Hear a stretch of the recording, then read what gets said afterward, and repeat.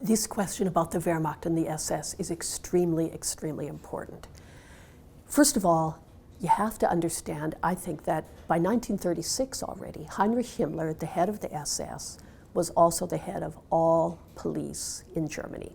So the SS, contrary to the image maybe we get from movies, was not just a small number of ultra-elite guys in like really special black boots and uniforms. The SS was an enormous, enormous organization that included all different kinds of people, bureaucrats, foreign legions.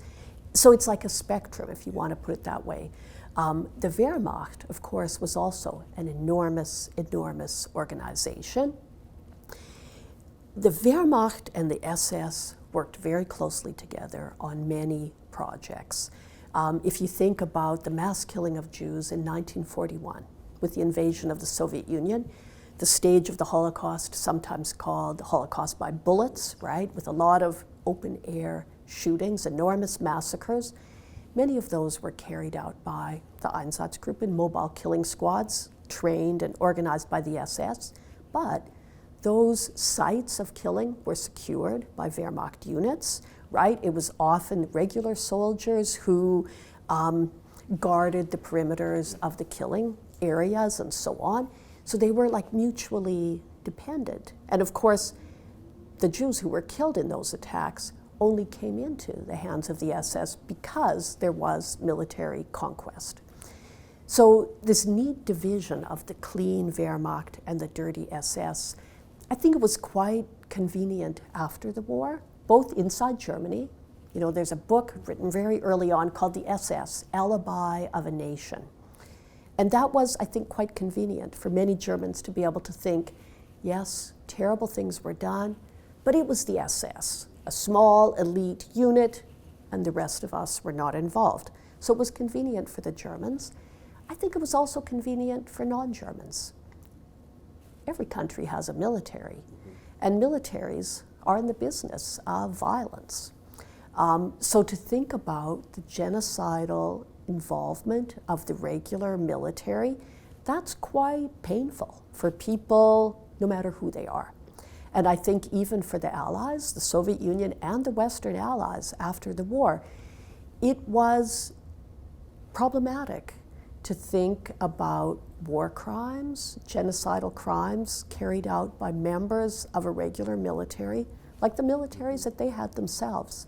So I think the involvement of the Wehrmacht has always been almost for everyone concerned, not just the veterans of the military, the German military, not just for Germans, but for the Germans' wartime enemies. It's easier to think of these extraordinary crimes as being committed by an extraordinary set of people. Maybe I should give two concrete examples of things that the Wehrmacht did without the SS. It's also useful, maybe. We know that the Germans killed or allowed to die, deliberately allowed to die, about 3.25 million Soviet prisoners of war, right? Those included men and also women. They included non-Jews, but also Jews. They included Muslims. They included people from all over the vast Soviet Union. The captured prisoners of war were, for the most part, not handed over to SS units. They were managed by the Wehrmacht in camps and facilities that were run by the German military. So that killing operation, 3.25 million people, that's at the doorstep of the Wehrmacht. Another good example is in Yugoslavia. We know that Yugoslavia, the region of former Yugoslavia, was of course divided up differently during the war, was a site of enormous carnage during the war. Large numbers of Jews, of Roma, also Serbs and many others murdered and killed. Many of the Jews killed in gas vans. That operation also did not involve special SS units. For the most part, it was regular Wehrmacht units working often with local collaborators. So clean hands of the Wehrmacht, it's a convenient myth. There were things, that the Wehrmacht wasn't involved in. Regular soldiers, for example, were not guards at killing centers, Auschwitz and Treblinka, but the Wehrmacht absolutely involved in mass killing many different ways.